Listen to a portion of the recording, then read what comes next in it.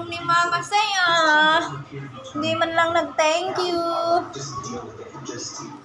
Hindi marunong mag-thank you ang bata. Ha? Towa? Hindi marunong mag-thank you ang bata. Ha? Wala man lang thank you. Hindi na ulit bibigyan ng pasalubong pag umalis ako. Pag umuwi si Mama, wala nang ibibigay na pasalubong sa'yo. Hindi man lang marunong mag-appreciate. Basta na lang gano'n na lang gagawin niya. Sige. Sugin mo yung sarili mo dyan. Tinanggalan niya ng price, oh. Marunong siya magtanggal ng price. Hayaan mo, Bliss. Bliss, nagagalit siya, Bliss. Oh, nagagalit siya. Ala, tawa, tawa. Dali, di. Dito. Opo. Yan, very good. Dira lang, ha. Ang bait naman ng aming baby. Ang bait naman. Ang bait naman ng baby namin. Ang daming pasalubong ni Mama sa'yo, ha? Mamaya na yung iba para surprise. Ang bait naman ng baby ko na yan, eh. Marunong naman yan maggawa-gawa ng laruan niya. Oo, talagang galit na galit siya, oh. Ano yan, tawa ka? Anong gagawin mo dyan? Puno na ng laway yan. Ayoko na yan. Hindi man lang nag-thank you ang bata. Man lang marunong mag-thank you. Basta na lang yan kinuha yung pasalubong. Sige, ubusin mo yan. Sige, laklakin mo na. Sige pa. Sige pa.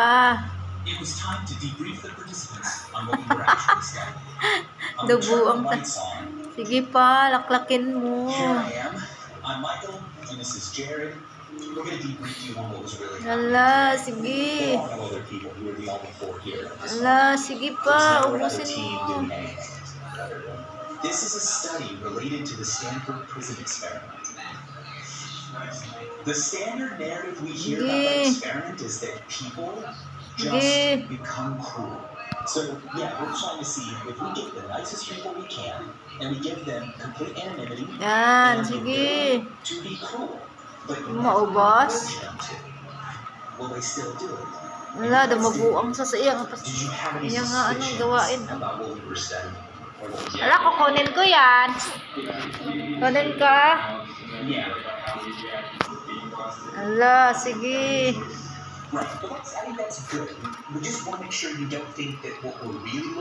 Ala, ubos na. Ubos na pasalubong ni Mama kay Towa. Ala, tinanggalan niya noon ng ano sin, oh.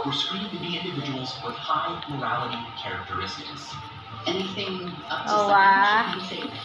Bless, may pagkain ko dyan sa'yo, pasalubong din.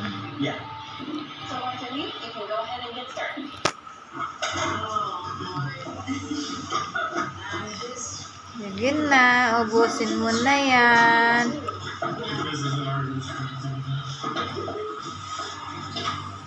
Dami pa pasalubong si Mama sa'yo. Oy, ubusin mo na yan.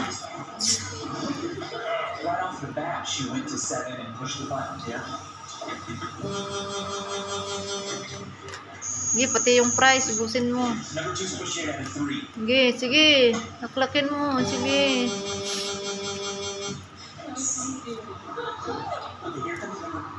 Hindi ayaw na bakuha. Nagalit siya. This team seemed more willing to retaliate. Let's see what will happen if we continue buzzing. Will they escalate their behaviors? There, let's blast them again, number 3.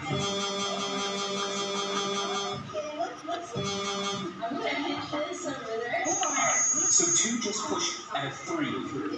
But she's not touching the dial. She's not. So weird. Hindi, dumabuang na sa oh. Towa. Towa. Ah. Kainin mo na yan. Kunin ko yan. Kunin ko. Sige. Nahingilo siguro ngipin niya ay. Ganyan niya naman yan.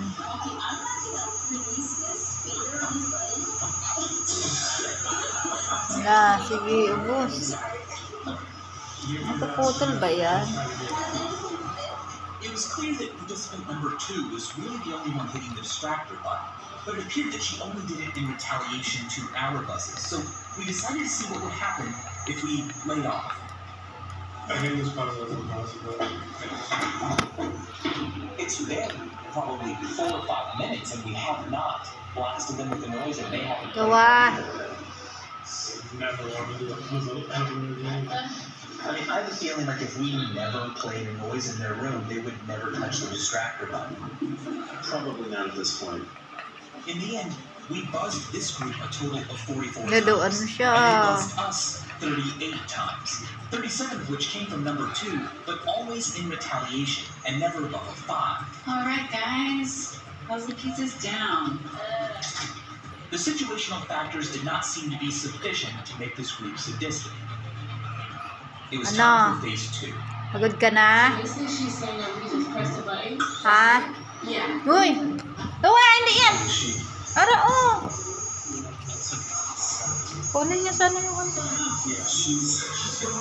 Ito, te, ba't ang liit, te? Hindi yan maliit. Mas, te? Yeah. Number 3 believes there is no other team. Might explain why she was just. Hala, kasya lang sa ako. She's feel bad about it. Maluwang wala sa ako. Okay, they're all pushing the button. 39 yan.